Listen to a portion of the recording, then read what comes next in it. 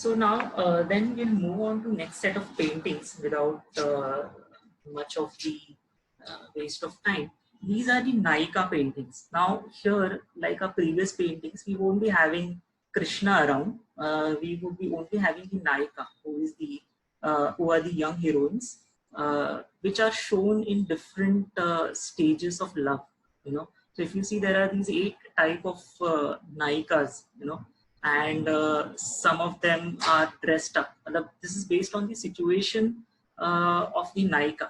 So some of them are passionate about meeting their lovers. Some of them are distressed by separation.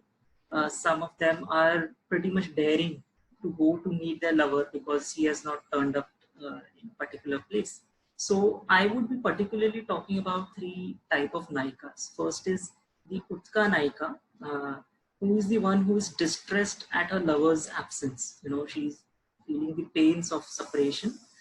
Second is the Vipra Labdha, who is the one who is frustrated with her lover because he has, of course, not turned up into the meeting place for union.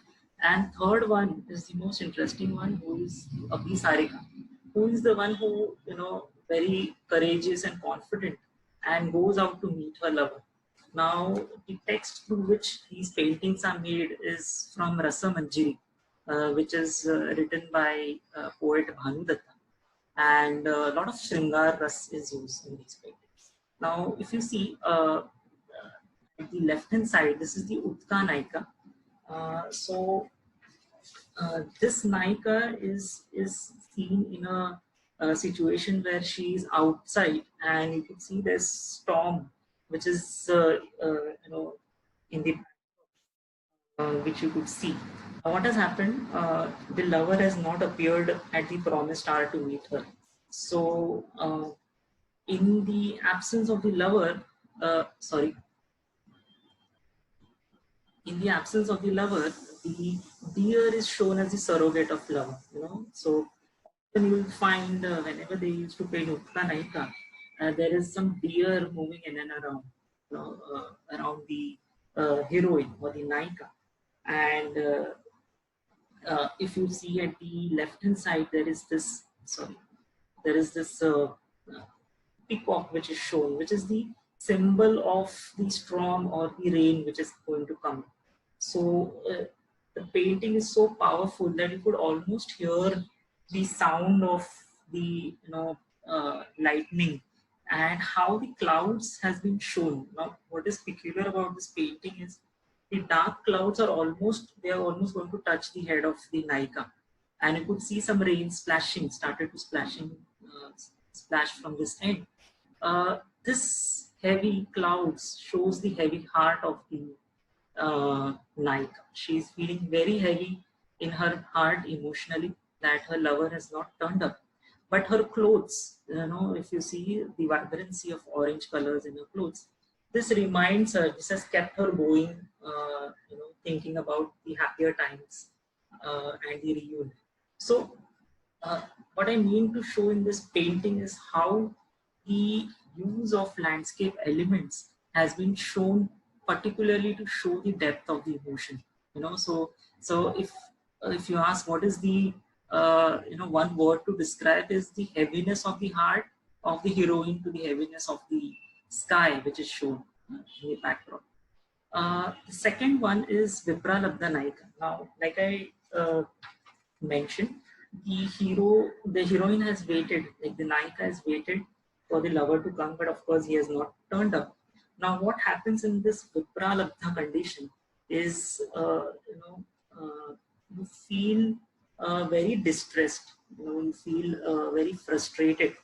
To that extent, what the heroine is doing here is she is removing all her jewelry and she is throwing them, in disgust. What it tries to show in this painting is that even in the moonlight, these jewelry are burning her body, burning her body, because for whom she was dressed up so beautifully, he has not turned up. So what's the use of this jewelry? So you could see a very ideal situation for lovers to make love. There's these trees which are there in and around. There's this open ground, and everything so idyllic. But the heart of the heroine is in the odds with the setting of. She's feeling sad, but the setting is very good. So this kind of a condition, you know, the artist has shown in a very beautiful way. Now this one is quite interesting because, like I told, she is very confident lover, and daring, rather I would say, very courageous. Now what she has done is she is moving in night to the dangers, whatever is coming all her way, to meet her lover in the rain. You could see each and every drop of rain if you see carefully.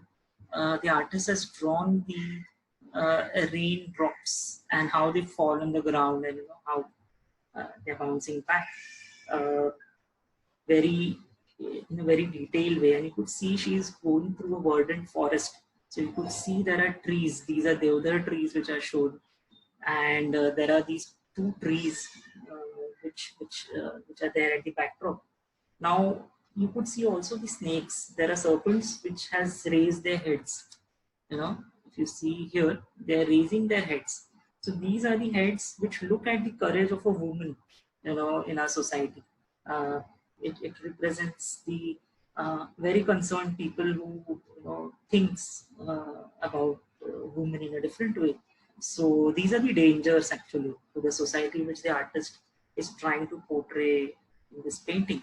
And if you see in the haste of walking, there is this one anklet which is already there, and there is this one anklet which has fallen here. You could see. So just to show that she was in so much of hurry, the artist has so detailed and in a minute way tried to depict this anklet fallen. And while walking, she immediately hears something in the backdrop, and she turns back around, and what she sees is the two trees embracing each other. In this, now the artist has very beautifully again shows the tree as male and female, and they're embracing each other as if each and every branch of them are entangled. So this is reminding her of about her passion for the love, which has kept her alive, and parallelly also showing the dangers that she has to face with respect to the lightning, with respect to the snakes. But she is bold enough, she is courageous enough, and she is walking ahead to meet her love. So both the feelings of courageousness and the feeling of passion for love is depicted in one painting in a beautiful way. This is the second last series of paintings. This is very interesting. This is Baramas painting. So like the name suggests, this is about the study, which is a minute study of human moods and the sentiments for 12 months of the year. Now what is interesting is, of course, the main characters are Radha, who is imploring her lover, which is the Krishna, not to leave her during each of these 12 months. Why? Because there is some notable quality of nature or holidays or festivities which are happening in the backdrop. So the backdrop of painting is depicting the nature in different seasons. Okay, so nature in India in different seasons has different cast and hues, not only on us but also on our thinking, on our emotions. And what is interesting to see how the landscape elements, are also seen changing based on the seasons. So a very brave attempt by the Pahadi artist. So if you see, these are the 12 months. Okay, and these are the things which I peculiarly observe in them. How the landform is shown changing, the color of the sky, the quality of the ground, water, foliage. The list is endless. So what I would be focusing mostly here is about the 3 seasons. Okay, so the very left one is Chaitra, the middle one is rainy season, which is Bhado, and the last one is Margashisha, or which is also called as Agahana. which is the winter season. So what happens if you pay attention to the Chaitra season, is the lovers are sitting in the balcony sort of situation or a terrace, where in the backdrop or in the foreground you could see the flowering shrubs and trees. You could see there are a lot of birds which are sitting in and around these trees, and then if you could hear, then these birds almost are creating a warbling noise in the backdrop. And what is the heroine or the Radha is trying to say, which is translated from Sanskrit, is that the lovely creepers are in bloom, blossoming trees are young once more, the streams and lakes are full of flowers, the parrot, myna, and koel are singing songs of love. Then why think of going away? Why spoil this joy in the month of Chaitra, my love?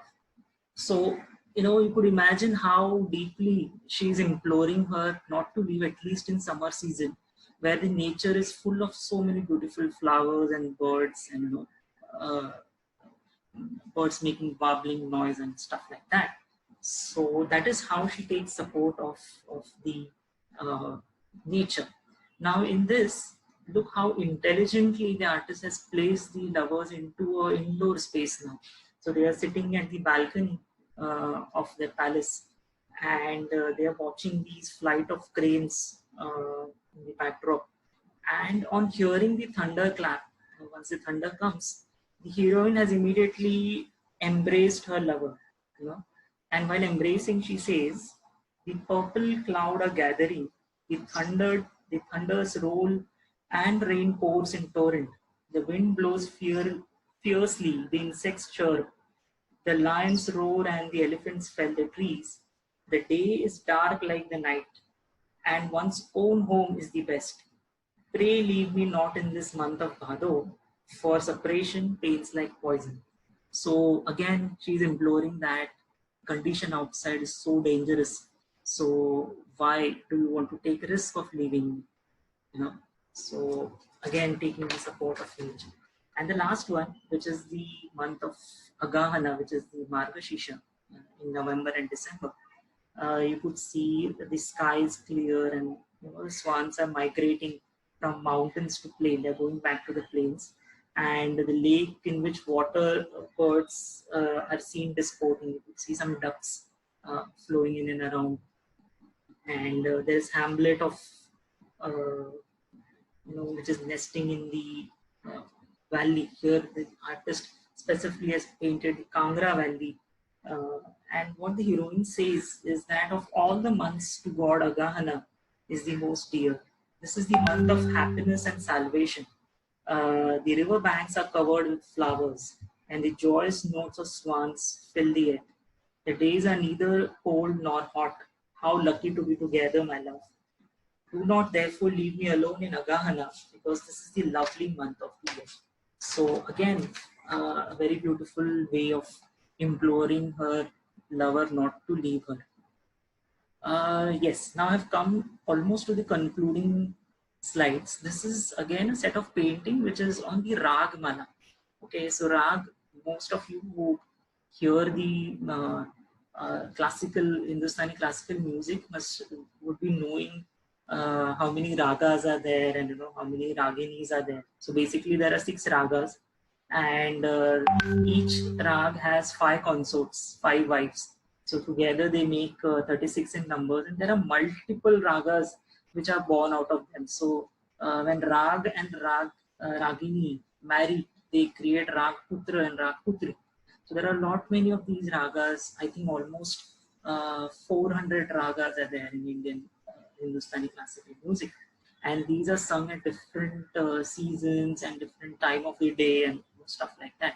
What is interesting to see here is how the artist has painted the ragas into a painting.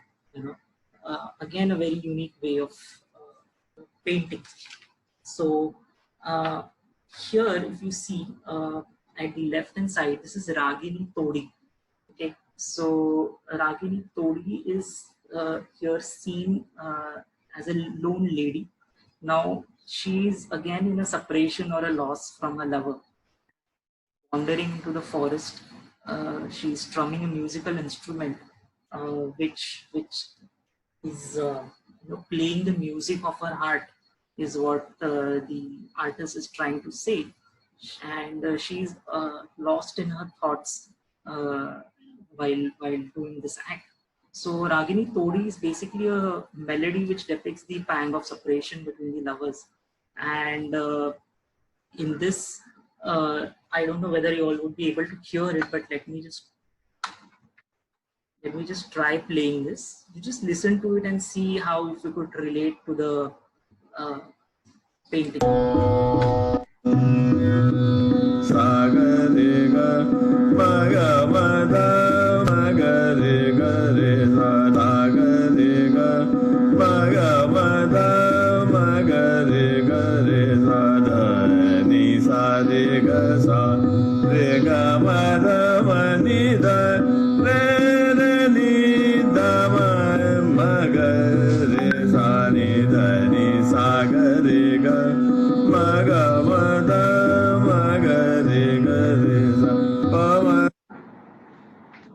So this was the condition where like I told, there is separation and she's feeling lonely, and then the next one at the right hand side is quite interesting.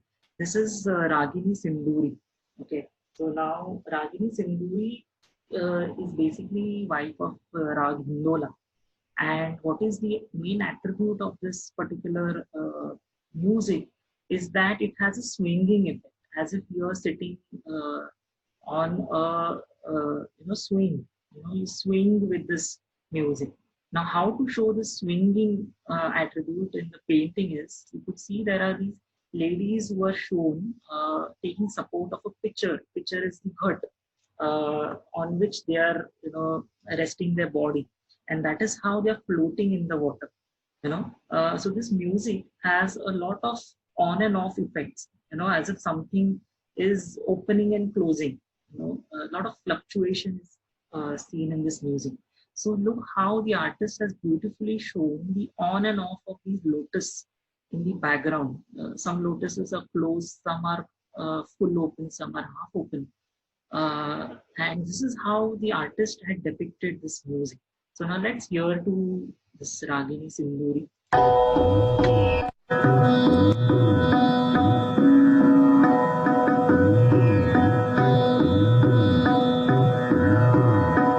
Re ga re sa re ma pa da ni da ma pa ma ga re sa re ga re sa re ma pa da ni da ma pa ma ga re sa da ni da sa da ga re ni da ma pa da sa da ni da sa da ga re ni da ma pa da sa. So yes, now these are last two. I would rather skip Rag Vasanta, but very briefly, if I could tell you all, is that Rag Vasanta is to be very brightest raga. Everything charges up in the atmosphere once you listen to Rag Vasant, and how the artist has painted in this situation is that the Krishna himself is seen dancing to the tunes of Radha, and he has, to show the charged up environment, he has used the lot of flowers in the foreground and background. Now each of this flower or the tree which you see is the symbol, like how the artist has painted the white plums. So these ones, the white ones, are actually depicting the spiritual strength of a person, which is to be needed in a person.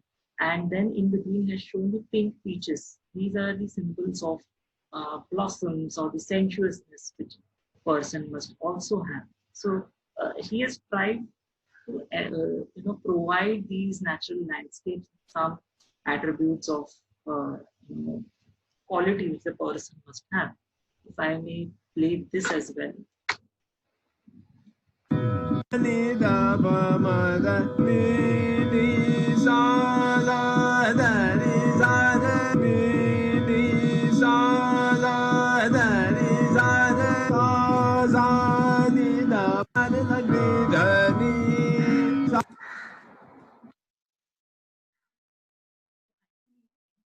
And every raga has to have a base which it needs to be developed. You must have attended the concerts. For any rag to be fully understood, you need to sit there for hours to understand the basic notations and get the flavor of it. So here I've just tried to put some clips and move fast forward because of the time constraints. The last one, which I specifically wanted to show, is the Ragini Sehuti. What is the quality of the music which this Ragini creates? Is that it has very sharp notes, very sharp and powerful notes in this raga, and it is ended with the soft notes. So if there is a sharp note like a tan, it ends up with a very softer notes to end with. So how can an artist depict that in a painting? So in this case, the entire aura of this lady or the heroine, she's depicted as a very regal, princely personality, and she's embracing the lions. The tigers along with them, and they are also smiling at her. So to show the regality or to show the powerfulness of this raga, the artist has painted these tigers. And to show the softer notes of this raga, the lady herself is depicting the soft notes, and even the birds are shown in the backdrop to show the softer notes. So if you could hear this raga. Samagama Sani Sada Nida Maga Sani Samagama Sani Sada Nida Maga Sani Samagama Sani Sada Nida Maga Sani Dani Samagama Sasani Da Maga Sani Samagama Sani Sada Nida Maga Sani Samagama Sani Sada Nida Maga Sani Dani Samagama Sasani Da Maga Sani Samagama Sani Sada Nida Maga Sani Magama Da Sadani Sani Samaga Sani Magama Da Sani. So you must have got the gist of it, that higher notes supported with lower notes is how this painting is trying to depict. Now, towards the end, when I say deciphering landscapes and how landscape had played an important role, it is very interesting to see that each and every painting, the nature has contributed, it has complemented to the narratives which are happening in the forefront. And these act like a meta narrative to the current scenario, where even the nature is doing its part. So whether it is embracing of the trees which is happening, or it is the urgings of the characters, or if it is the dark shadow of jealousy, and or if it is the lone tree of giantness of the god, or so artist has really taken help of nature to express very beautifully. And even the water, in some cases where the tormented situation of the character, or actually I've not shown all the paintings to you all. In some cases the Yamuna river flows very silently and peacefully. In some cases the jagged emotion, the difficult times of the characters shown with these like a saw of saw teeth is shown. What I want to conclude onto the aspects is that when you have a landscape, rather not a landscape painting, once you have a Pahadi painting to look at, you see all these natural elements contributing. But what if you see these characters in separation, in isolation? Without landscape, the characters lack the backdrop. There is, no emotional support to what the characters are telling. And without the characters, the paintings might appear to be a monologue, which is seen like just any other landscape painting. But once you know the characters, once you know the situation of God and soul and the spiritual content, once you know how the landscapes are showing, in this case, the darker one is Krishna, lighter one is Radha, you tend to enjoy these paintings in a different perspective. Now, when I look back, how can these paintings also help me to understand the local landscape of these places? To my surprise, I was shocked to see that whatever is painting has some sort of a backdrop to it. So when I looked at the local flora of these Pahadi region in Jammu and Himachal, I could trace out like this particular plant that you see, which is painted, is actually a wild cherry tree, which you could see in Palampur and other areas at the foothills of Himalaya. Then some of the trees like this one specifically, which is called as Saptaparni or Alstonia scolaris, is actually there in Himachal Pradesh, growing in its natural forest. And this one like shows like a cryptomeria tree is also seen in the local flora of Himachal Pradesh. When I look at the sad part or the willow trees, these are also, of course, all of us know that we have weeping willow trees in reality, and they are found in India as well. So somewhere the artist was known of these, or rather he took inspiration from the life situations around him and painted it in a natural way. Also, to some extent, where in some paintings you could see these trees placed together. So, of course, he might not be a landscape architect to know, but for us to learn, it is the tree grove, which we try to explain in our theory lectures or in practice, that how to create a grove. So, tree groves are the landscape spaces which you could learn from these paintings. Then the carpet effect, the green carpet effect that you see on the hills, very well could be understood, which is there in the Kangra Valley in its natural state. So also the spaces where, when I spoke about intimate spaces or bowers being created, these are actually a phenomena which can happen if you guide the branches of the trees in particular manner and create an enclosure space. So, and of course, yes, when we talk about seasons, yellow color being attributed to spring season. So in north, we have peculiar plants which depicts the arrival of summers, and green color is where how the valley looks completely green with less of ornamentation, and the blue color mostly when it is snow capped and the rivers are flowing, depicting the winter seasons. So yeah, so this is the last slide. If you look at the entire information which I shared, so there are these kings and kingdoms who had an interest in art and wanted to do these landscape paintings plays an important role. You need an kalakar or the artist who painted these or expressed these creatively onto the canvas. Then we have a setting of Kangra, Guler and Basholi, which gave them a full freedom to paint these paintings.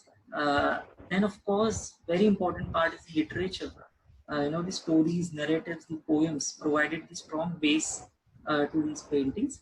And of course, what was happening in the society, like the Bhakti movement and the entire gamut of gurus guiding people about soul mingling with the God situation. So all of these paintings without a natural backdrop would have not been possible. So what this landscape did is it helped to make the narratives become more live, connected and understood in a better way. And ultimately, if you are not in a position to generate interest and inquiry about this art, you are not rustic to enjoy the pleasures and savor these kind of an art, you would not able to understand the under layers or the hidden layers which I spoke about at the start. So yes, so with this I conclude, and